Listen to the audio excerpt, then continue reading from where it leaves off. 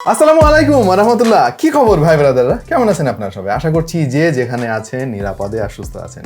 চলে এলাম আপনাদেরই ভালোবাসা channel Tech To The Point নিয়ে, পুরো ভিডিও জুড়ে থাকবো আমি ওয়াহিদ এবং আজকে একটু জ্ঞান বিতরণ করব। জ্ঞান দান করলে নাকি জ্ঞান বাড়ে, তাই ভাবলাম যে আমার নিজের জ্ঞানটা আমি একটু বাড়াই নি আর কি। আজকের জ্ঞান দানের বিষয় হচ্ছে এনএফসি। ভাই আমরা এত পরিমাণে কমেন্ট পেয়েছি আমাদের ভিডিওগুলোতে, আমাদের বিভিন্ন ফেসবুক গ্রুপে, পার্সোনালি আমাকে অনেকে মেসেঞ্জারে মেসেজও দিয়েছেন যে এই এনএফসি জিনিসটা কি।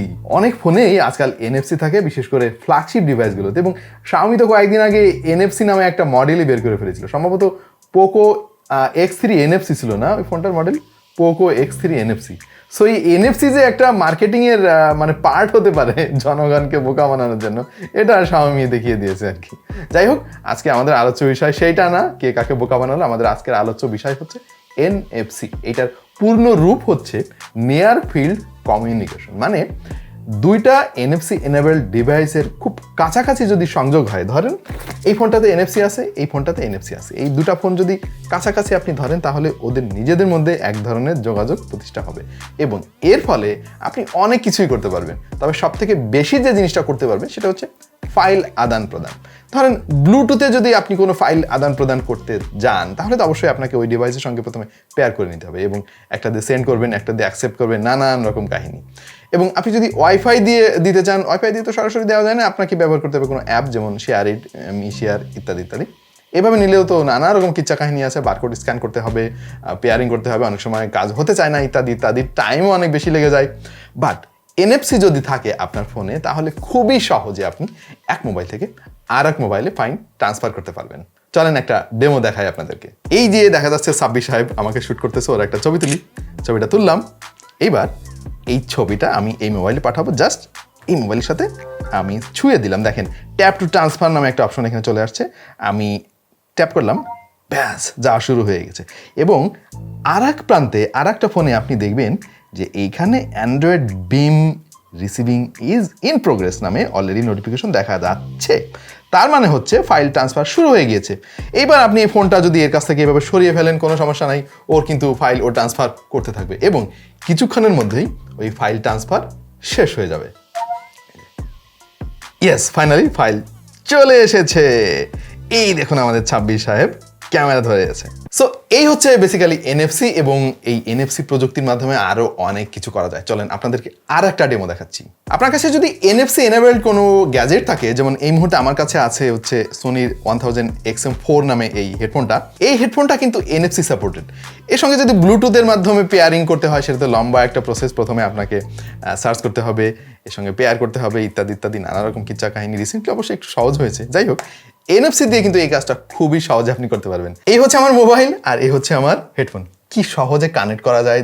বাট তার আগে আমি এখানে মাইক্রোফোনটা লাগিয়ে দিই, যাতে করে আপনারা মানে এই কি কথাবার্তা বলে শুনতে পারেন।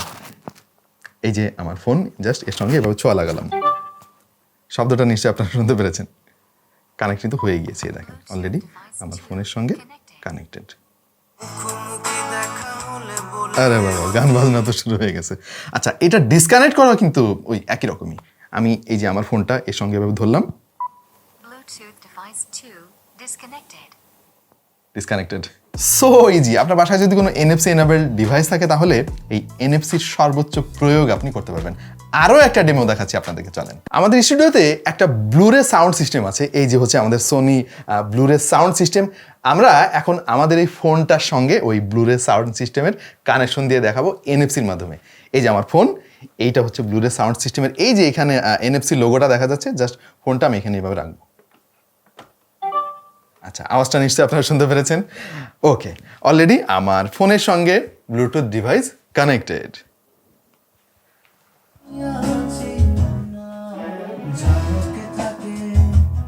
So simple. এবং এবার আপনাদেরকে ডিসকানেক্ট করা দেখো, ওই দেখেন, ডিসকানেক্টিং ফ্রম BDV 9200। সো এই হচ্ছে এনএফসি এনেবলড যে কোনো যন্ত্রপাতির সাথে আপনার এনএফসি এনেবলড কোনো গ্যাজেটকে এইভাবে খুব সহজেই কানেকশন দিতে পারবেন। আশা করছি আপনাদের কাছে এনএফসির ব্যাপারটা কিছুটা ক্লিয়ার হয়েছে। চলেন আমরা এবার জেনে নিব যে এনএফসির আরও কি কি কাজ আছে। উন্নত দেশগুলোতে কিন্তু পেমেন্ট সিস্টেমও এই এনএফসি রিলেটেড হয়ে গিয়েছে এবং অনেক শপিং মল আছে যেখানে আপনি এনএফসির মাধ্যমে পেমেন্ট করতে পারবেন। সব কিছু কিন্তু এখন এই আধুনিক প্রযুক্তির মধ্যে চলে এসেছে।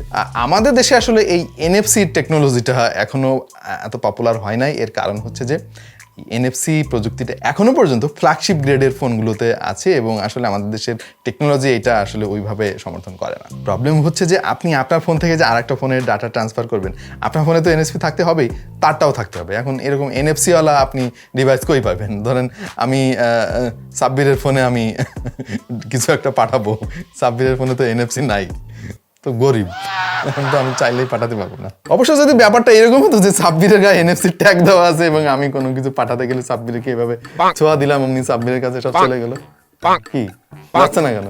আরে ব্যথাটুকু ট্রান্সফার হচ্ছে শুধু। আমেরিকার অনেক গ্যাস স্টেশনেও কিন্তু এনএফসি এনাবেল ডিভাইস রাখা আছে। আপনি আপনার গাড়িতে গ্যাস ভরলেন, আপনার ফোন থেকে জাস্ট ওই এনএফসি এনাবেল ডিভাইসগুলোতে টাচ করলেন, ফোন থেকে পেমেন্ট করে দিলেন, ব্যাস কাজ শেষ। আপনার কারোর সাথে দেখাও করতে হবে না, এত ইজি।